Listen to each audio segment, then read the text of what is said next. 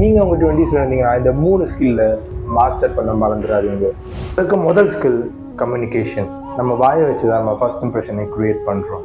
So அதை நீங்கள் first master பண்ணுங்கள். And real quick how to improve communication ஒரு ஷார்ட்ஸ் போட்டிருக்கேன். So check that out. ரெண்டாவது ஸ்கில் பாடி லாங்குவேஜ்.